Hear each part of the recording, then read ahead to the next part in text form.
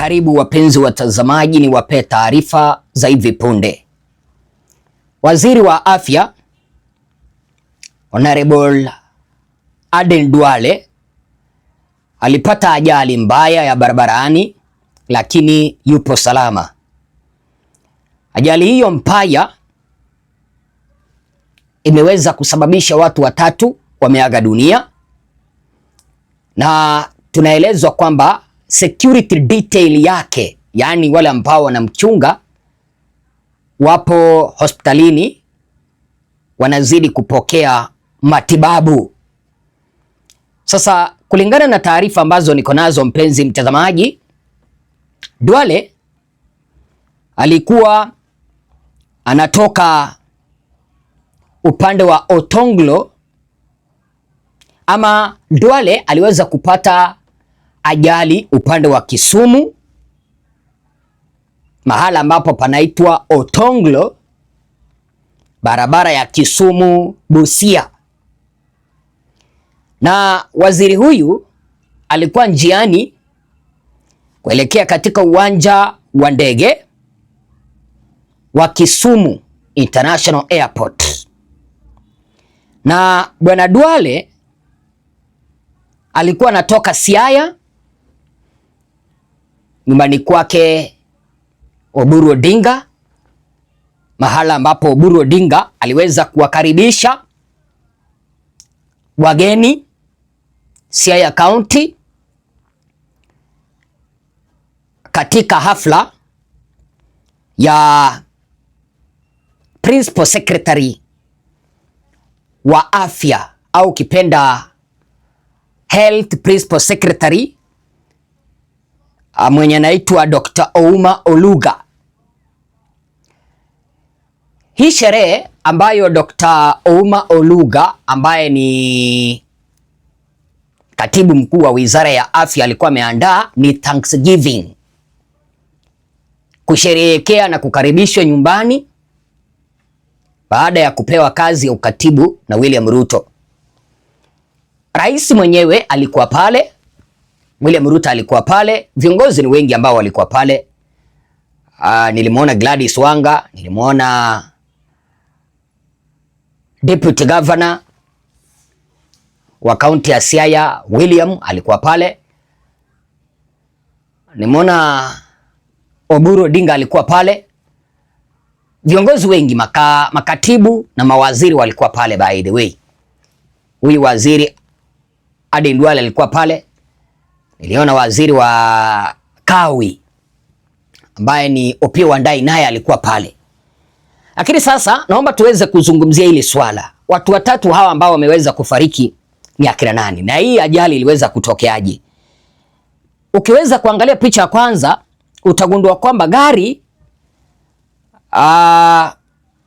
hili la huyu waziri Aden Duale ambalo lilikuwa limembeba lilipata accident, na mahala ambapo paliweza kuumia lilipata, of course,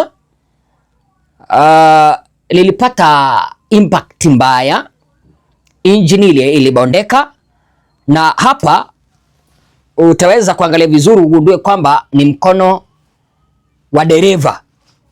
Kwa hivyo upande wa waziri atakana kwamba alipata kama maumivu, lakini hakupata maumivu. Maybe maumivu ni yale ya kudundwa, lakini mwenye tunaweza tukasema aliweza kuumia ni dereva. Vile vile ninaelezwa kwamba, angalia hiyo Nissan, hii gari ya waziri iliweza kugongana na Nissan ambayo ilikuwa inafanya usafiri. Nissan ikaharibika jinsi ambavyo unaiona hapo. Alafu vile vile hapa sasa ndio unaelezwa kwamba maafa yaliweza kutokea.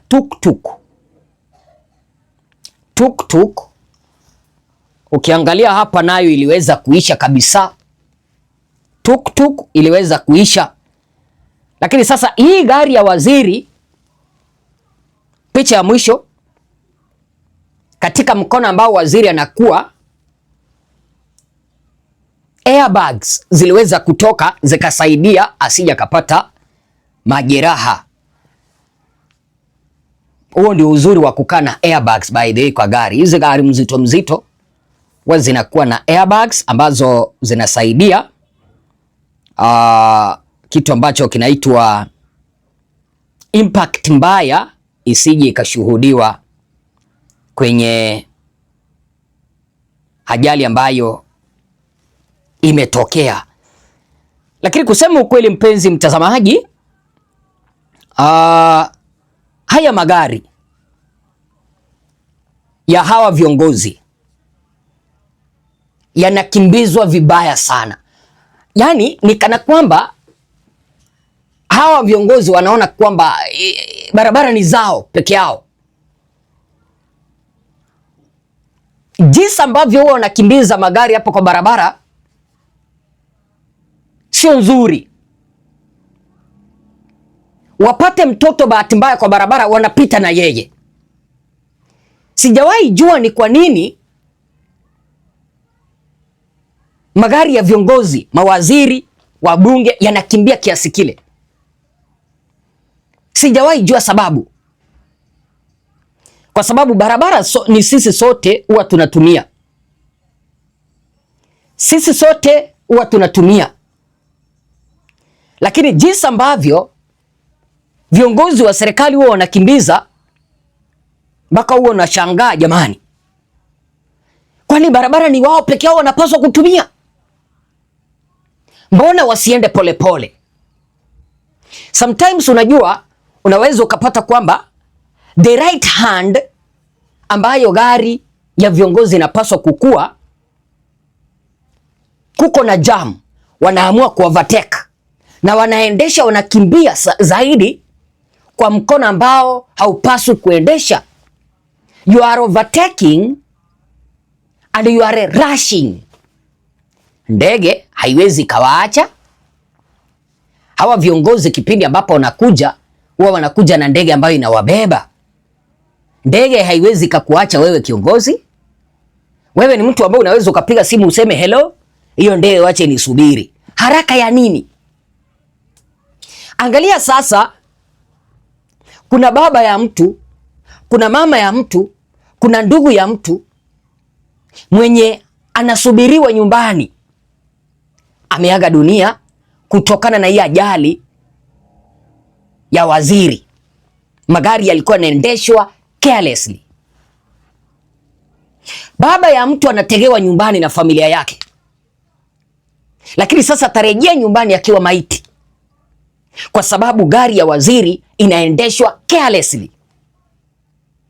I'm telling you the truth. Haya magari jinsi ambavyo yanakimbia kwa barabara, wengi wenu mnajua.